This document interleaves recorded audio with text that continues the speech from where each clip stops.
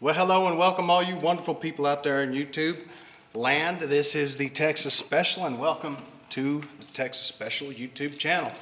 For this July 2025 O-scale product review, we're going to take a look at this gorgeous MTH Railking 60-foot baggage car. And this guy does have interior lighting. First of all, the first thing you notice obviously is the paint job as well as the lettering and the numbering. And what I failed to mention in the last month's product review, the daylight emblem was correctly positioned right here. Well, on the baggage car, it's correctly positioned right here. You can see the same brilliantly executed silver leaf trim lettering with the correct font. Of course, the daylight, which I believe you can see. Yeah, you can see it. And numbering with the correct font, as well as United States Mail Railway Post Office. So this is, I'm mistaken, this is an RPO slash baggage car. Way back when railroading first began, of course, the U.S. Postal Service predated railroads by a good 50, 60 years, I think. 70 years, I think.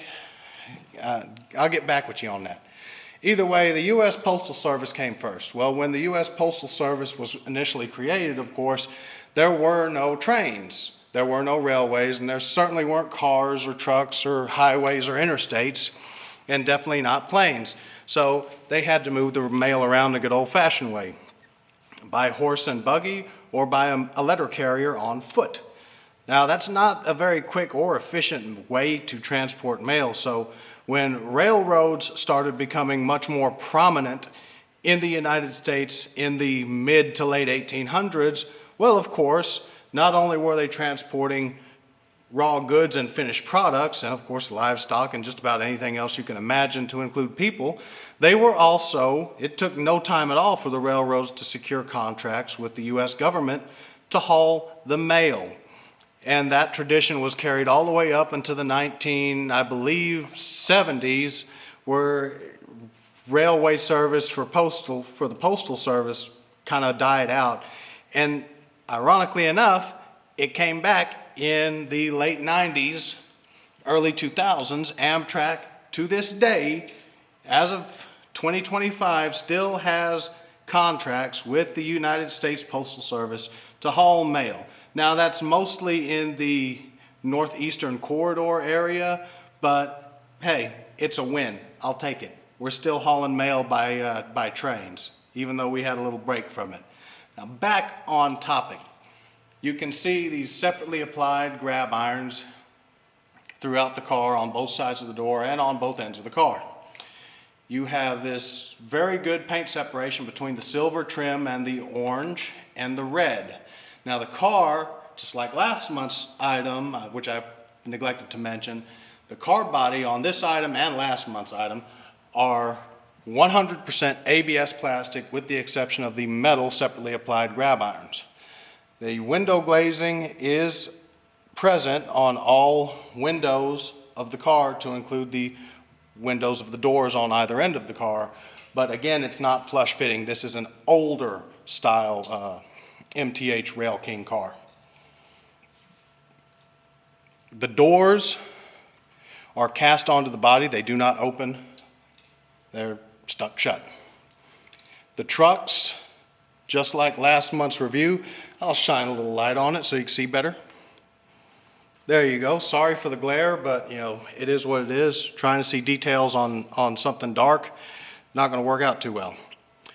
You have these tool chests here, just like on the observation car. Same deal. Anything that the crew on board or the railroad operating deemed that was necessary for the train to have would have gone in here in the way of like spare air hoses or coupler knuckles, things and such of that nature. You have these nicely done die-cast metal passenger trucks with a air brake piston on either truck, on either side of each truck.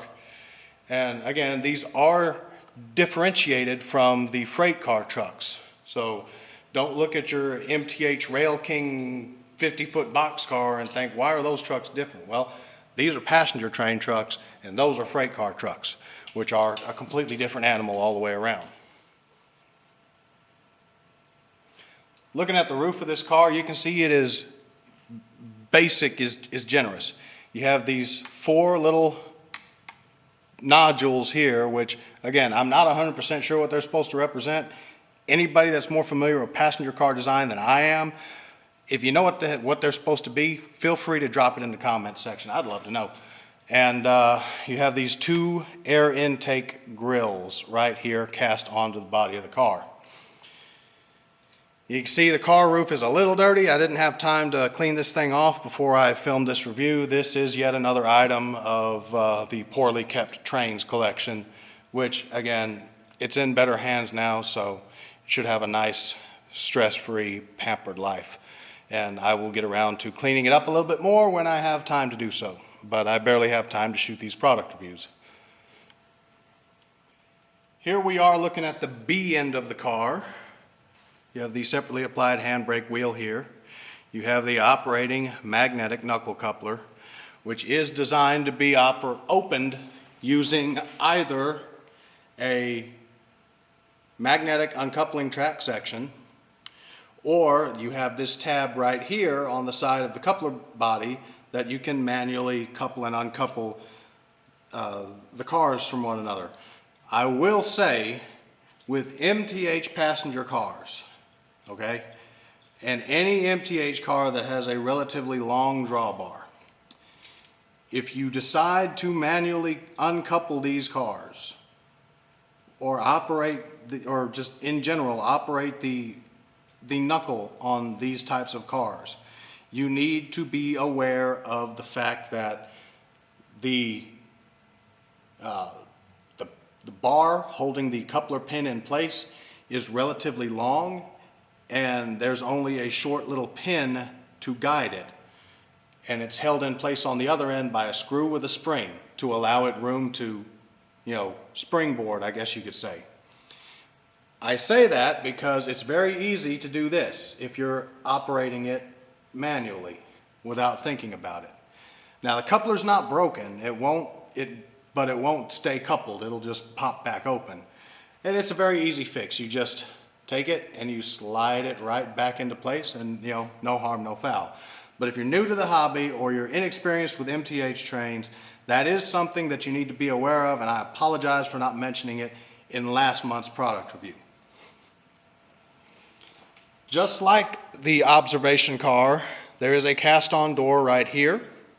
Has a little door latch, and there's actually another door on the other end of the car. The A end of the car is identical to this B end, with the exception of the handbrake and handbrake chain. So everything here is the same back there, except for that and this.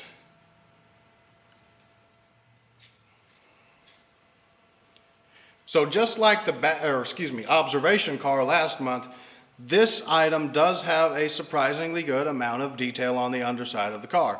You can see this big retention tank here, these little small tanks here, air brake piston here, air brake piston here, emergency service reservoir, another small little tank here, another small little tank here.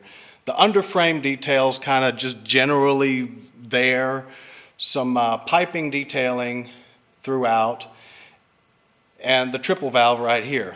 And of course the 2 pickup rollers, 1 per truck, metal wheels, and you get a little better shot, a little better view of those bars I was talking about with the coupler pin.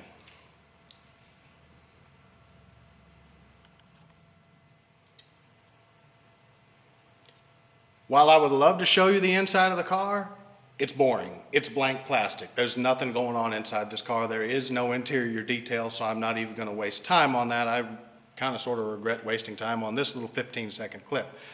So we are going to fire up this TexLa O-gauge modular railroad and send this guy around the track with the rest of its brethren and the MTH Premier PS1, which is why the sound is turned off, conventional SP F3AA set. Again, not running the B with the B unit with the two A units because it's a 5-car long train.